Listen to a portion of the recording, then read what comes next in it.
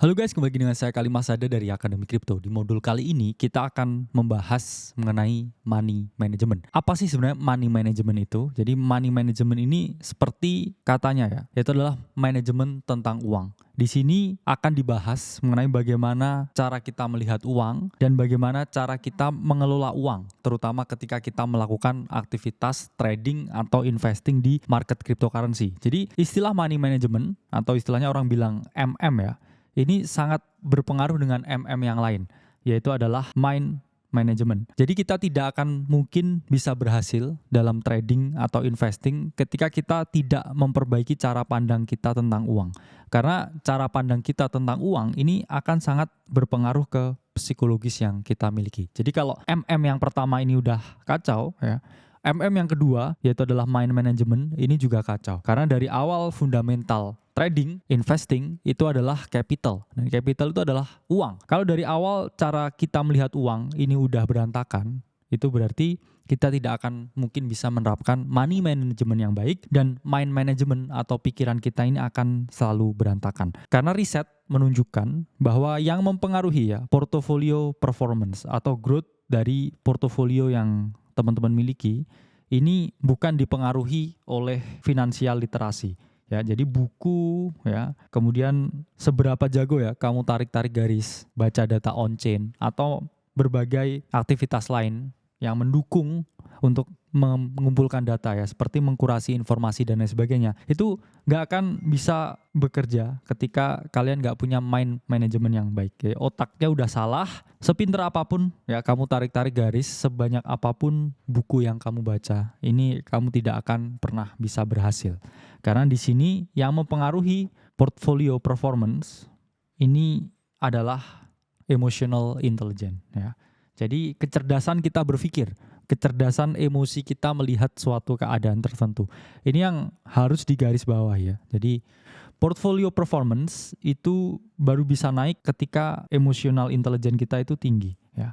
Jadi bukan finansial literasi ya. Finansial literasi memang mendukung, tapi saya berani ungkapkan ya 80% ini adalah masalah psikologis. Sementara teknik yang kamu gunakan, metode yang kamu gunakan, ini hanya berpengaruh sampai 20%. Jadi kalau dari awal kamu nggak punya emotional intelligence yang baik, jangan berharap kamu bisa survive di market. Karena setiap hari ya melihat market crypto yang 24/7/365 ya. Dari kamu scrolling PNL-mu setiap 5 menit.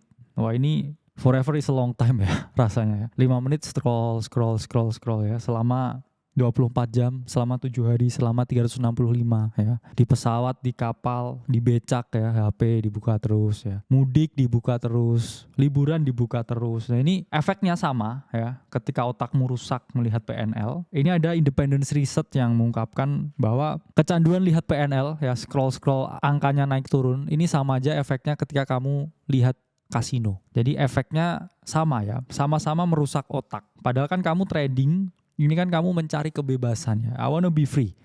Tapi kenapa setelah trading saya jadi lihat HP terus ya. Ekspektasi jadi tinggi terus ya. Suka marah-marah ya, suka ngelamun, suka tantrum. Ini tandanya ya, money manajemennya nggak bener ya, sehingga harus di fix dulu. Kalau money manajemennya bener, mind manajemennya itu pasti akan bener. Nah, kita ngomongin dulu ya money management yang benar. Tapi sebelum kita ngomongin gimana caranya manage, kita omongin dasar yang paling penting yaitu uang. Yaitu adalah capital. Kalau ada pertanyaan, bisa nggak trading crypto tanpa modal? Itu sama aja bisa nggak mobil jalan tanpa ban? Nggak bisa. Karena crypto ini seperti pasar modal sifatnya. Jadi you need money yaitu generate more money. Ya. Ini konsepnya sama ya. Seperti ternak uang ya.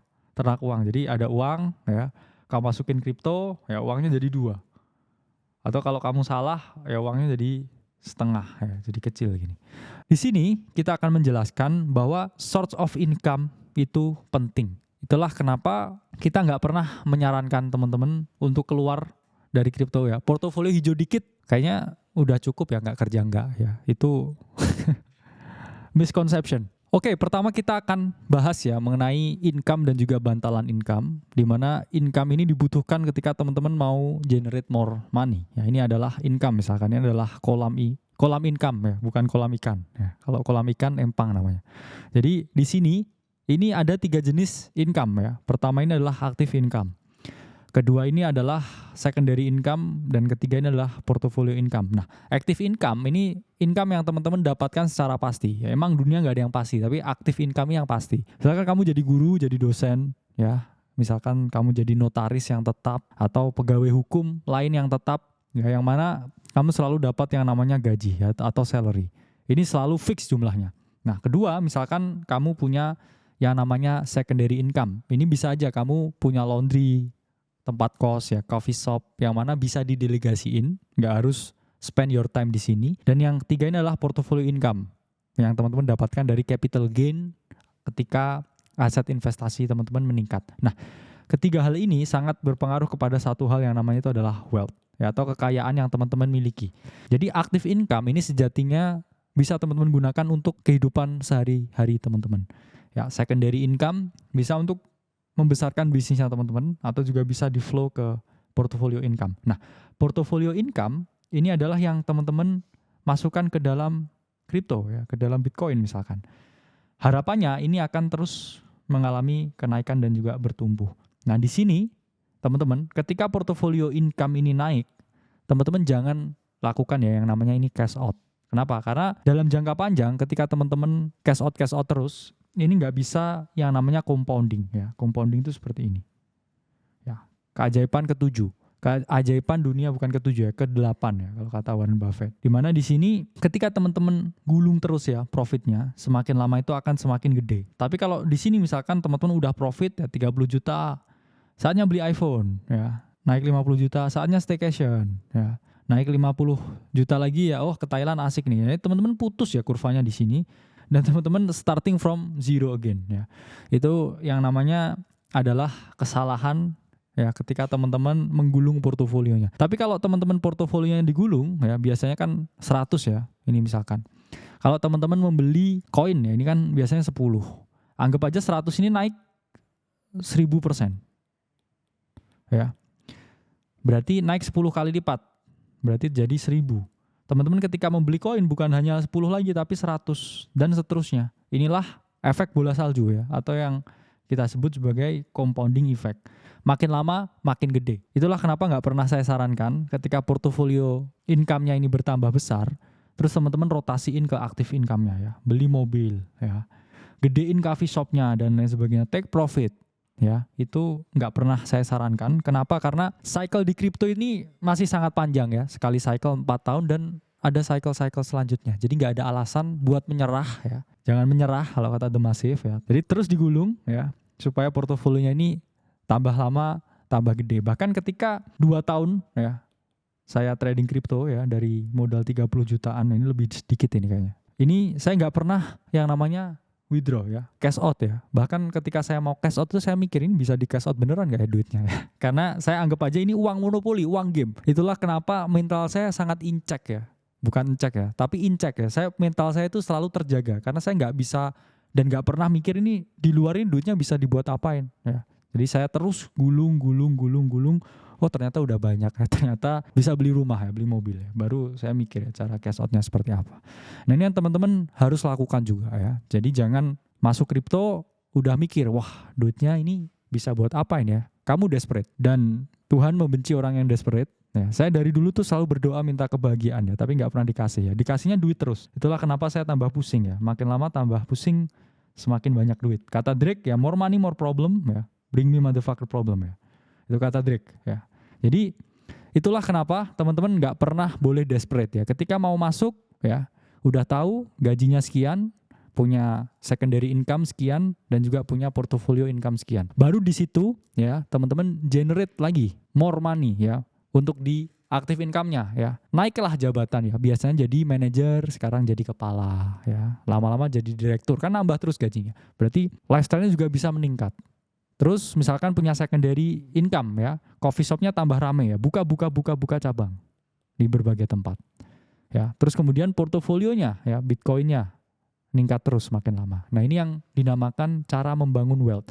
Dan ini enggak serta-merta terjadi dalam waktu semalam ya.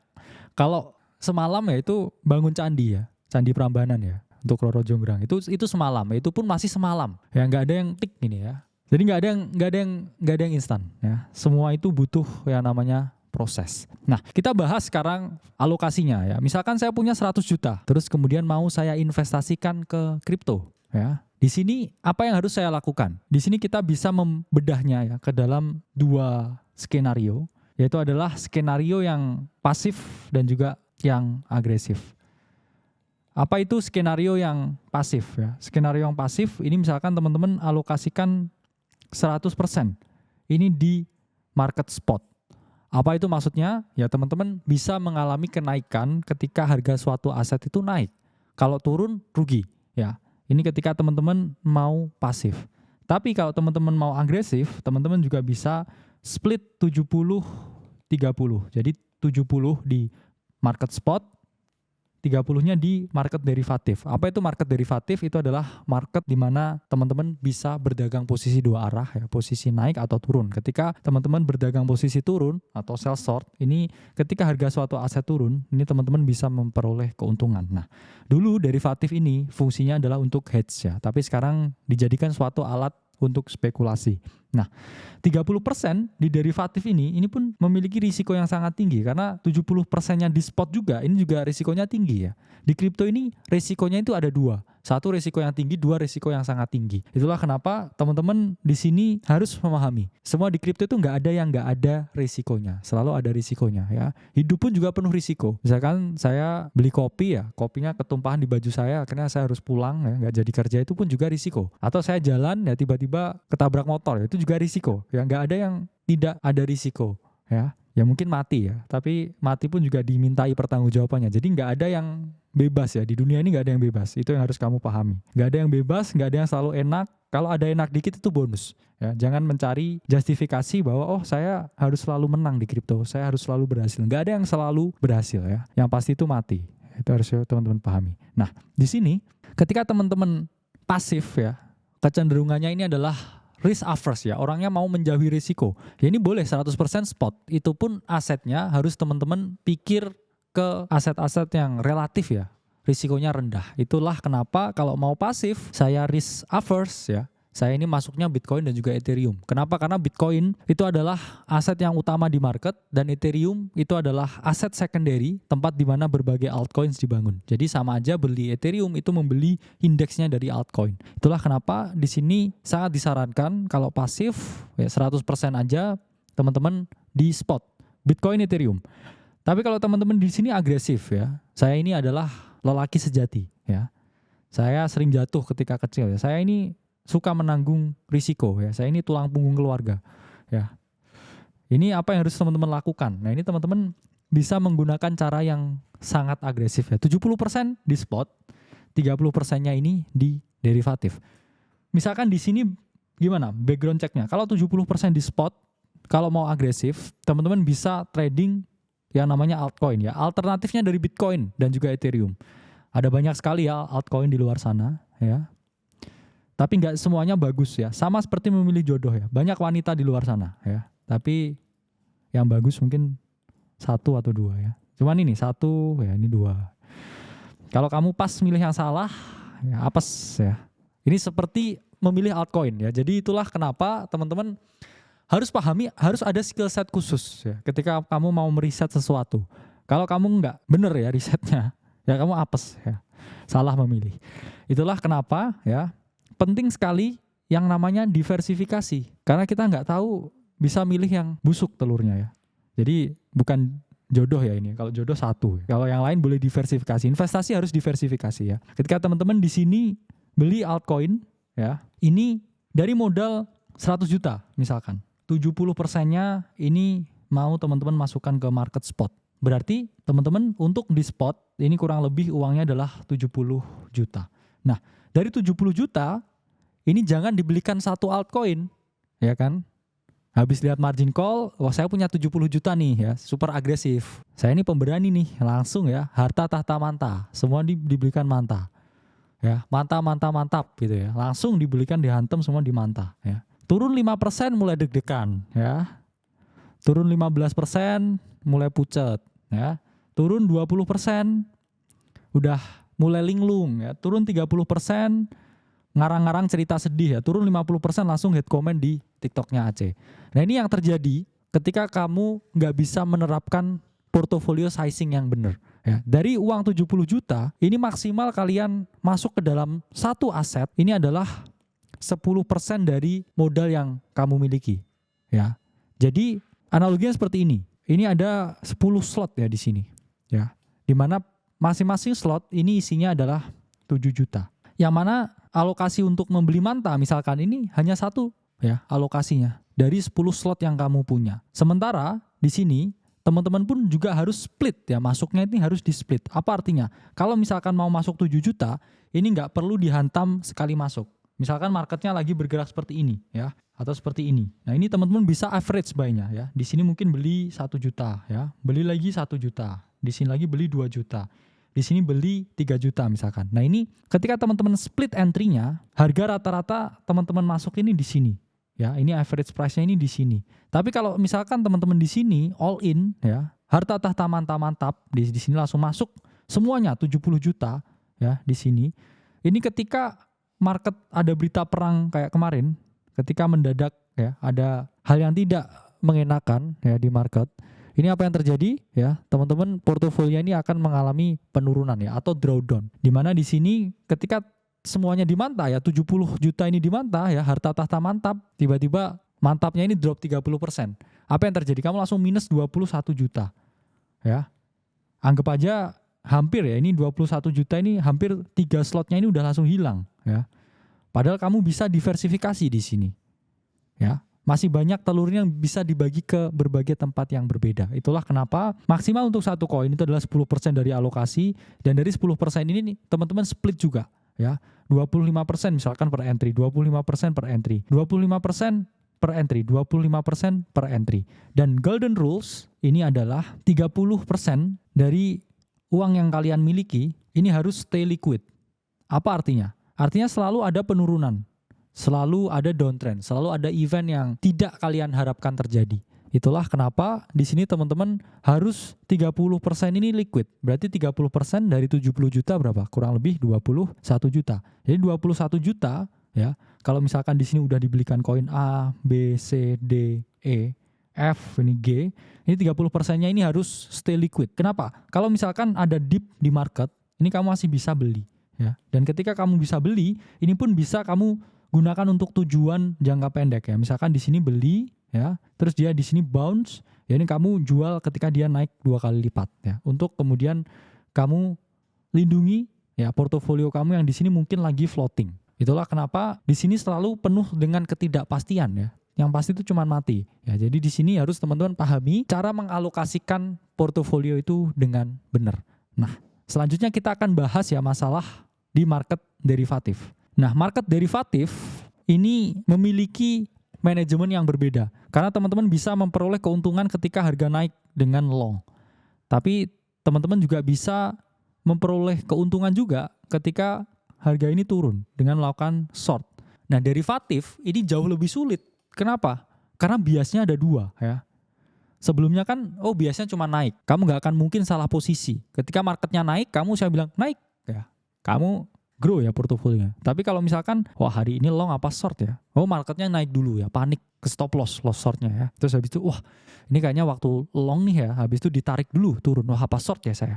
Itu kebingungan ini ya, paradox of choice ini yang menyebabkan kamu gak akan pernah bisa fokus grow your portfolio. Itulah kenapa fokus, yaitu kuncinya nomor 1. Dan itulah kenapa derivatif market ini bukan buat pemula ya. Mental kroco ya, jangan main kripto ya. Main gundu ya, lebih baik main gundu. Jadi di sini harus teman-teman pahami, ketika di market derivatif ini ada sesuatu yang namanya itu adalah risk per trade. Apa itu risk per trade atau RPT? Ya, bukan RBT. RBT itu ringback tone. Nah, ini RPT, risk per trade. Ini adalah jumlah yang kalian risikokan ketika kalian salah. Manusia itu tempatnya salah ya. Saya ingatkan, bot trading terbaik di dunia itu 40% akurasinya. Jadi kalau kamu bisa lebih baik dari itu 50-60%, kamu udah ngalahin bot trading yang performanya ini sangat baik. Jadi risk per trade ini adalah jumlah yang kalian risikokan. Idealnya risk per trade itu adalah 1% dari total portofolio. Misalkan saya punya 10 juta ya, saya mau main future 10 juta. 1% dari 10 juta ini berapa? Ini adalah 100.000 ya. Dan kalau kamu tarik ya, kamu tokenisasi 100 juta ini ke dalam jumlah yang lebih kecil. Ini ada 100 teman-teman. Nah ini seperti ini ya contohnya ya. Ini masih 20 ya. Ada 30. Ada 40 dan seterusnya. Dari risk per trade yang hanya 1%, ini kamu hanya merisikokan ya 1 telur ikan di sini. Itulah mengapa di sini kamu punya 100 kesempatan untuk salah. Ya, masa dari 100 kesempatan itu nggak ada yang benar sama sekali. Bahkan sorry ya, monyet pun kalau cuman ngeklik 2 tombol ya, merah atau hijau, itu dia ada probabilitas loh ya menang di satu telurnya ini. Itulah kenapa sangat penting risk per trade, lindungi ya dirimu, sayangi mental healthmu, sayangi keluargamu.